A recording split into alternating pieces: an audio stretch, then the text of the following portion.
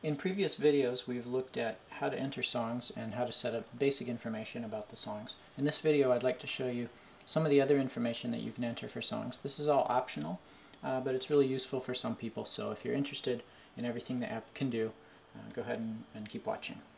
We're going to edit a song here called Song 1 by tapping its edit button.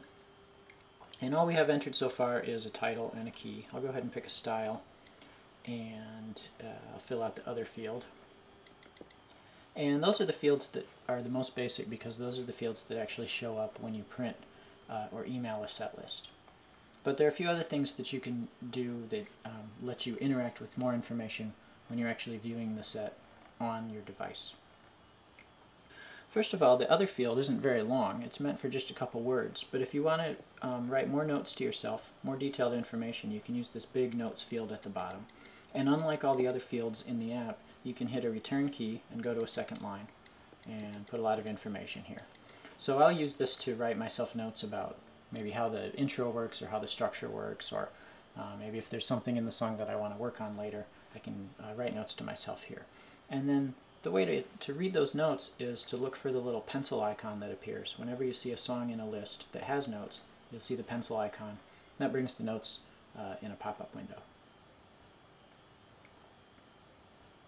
Now if I have a recording of this song on my device in the iPod music library, I can select that recording and attach it to this song and then access it directly from within the Setlist Maker app. So let me tap the recording row. And a strange thing about all the Apple devices is that this window only will appear in portrait mode, so we have to turn our device over. But this gives us a list of everything, all the music that's on our device, and you can browse it the same way you normally would, playlists, artists, songs, etc. I'm just going to pick this song here and attach it. And so now I see the song title listed under the recording. And I'll save that and go back to the landscape mode, which I like better. Now that the recording is selected for this song, we see a little icon with a speaker. And all we have to do is tap that speaker, and that recording will play. You notice the little control bar showed up at the bottom, and we can actually, this is actually a progress bar that we can use to skip around in the song. So if you're preparing for a show and you want to remember how a certain part of the song goes, you can just select it here and skip around as much as you need to. If you're done listening to recordings, you can tap that same icon again and the toolbar will go away. If we have recordings selected for multiple songs, we can switch between them. Actually, let's just do that for an example. I'll pick another recording just at random here. And now we have two songs with recordings. So I'll play one. And now I have a next button and a previous button. And I can also just let it play and it'll automatically go from one to the next. So I can plug this into speakers and just let it run and get a real-time preview of what my set is going to sound like. So that's the recording feature. Let's go back into the song. And we have a tempo field. This one is interesting because I can type in a number, or I can just tap the tempo that I think the song should be played at.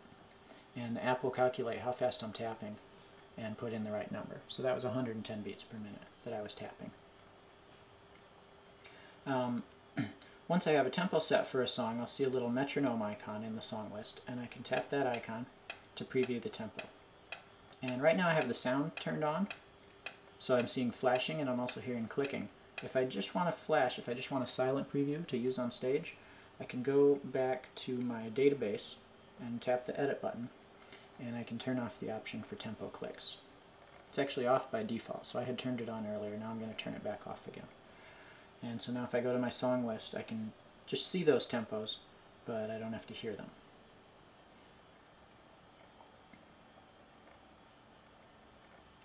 And one more option that we can fill out here is the duration of a song. And this is for users who want to use this app to help calculate how long their set is going to be. If you set the duration for every song in minutes and seconds, we'll say 3 minutes and 7 seconds, then you can actually get a total for your set. You have to do it for every song that's in your set though. So let's go ahead and do it for all of our songs here. That one already has one. Duration 3 minutes. That one already has one.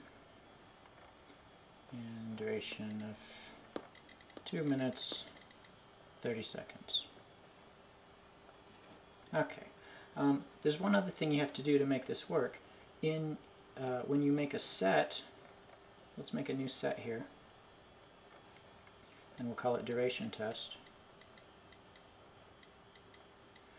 When you make your set, you have to specify how much time you're going to spend between songs. That's an important part of the length of your show. So let's just say 1 minute. And if you're going to take breaks in the set, you also have to specify how long each break is going to be. We're not doing any breaks right now, so it doesn't matter. So that's fine. So we'll save that. Now we have our duration test set. And when we choose songs, you'll notice that as we pick our songs, we're going to see the total duration calculated at the top. So right now we just have one song that's 2.5 minutes long. So our set is 2.5 minutes. If we add a 3-minute song, our set is now 6.5 minutes. That's 5.5 minutes for the 2 songs, plus the 1 minute that we specified as being between each song. And so that'll just keep adding up as I add my songs. And that'll also show up at the top of the set window as well. So remember, you have to fill out the duration for each song, and then for the set, you have to fill out the duration for the time between songs. And if you're taking breaks, you have to specify the length of each break. Now, by the way, if you get tired of entering these 2 items for each set you create, you can create a default for yourself. In your database settings, go back to our demo video database and hit edit. And there's a default length of each break, which will say 10 minutes, and a default time between songs, we'll say 1 minute. Save that. And now anytime I create a new set, those numbers come in automatically. And I can override them if I want to, you know. This show, we're going to go really fast and just spend 20 seconds between songs, even though normally we'd give ourselves more time. So we can override that on a set-by-set basis if we need to. So those are some of the extra features. You'll notice that as you start using all these features, your display gets a little busy here. You've got all this different information, you've got all these buttons here. Most users don't use all these features at once, but I hope you find that at least some of them are useful to you.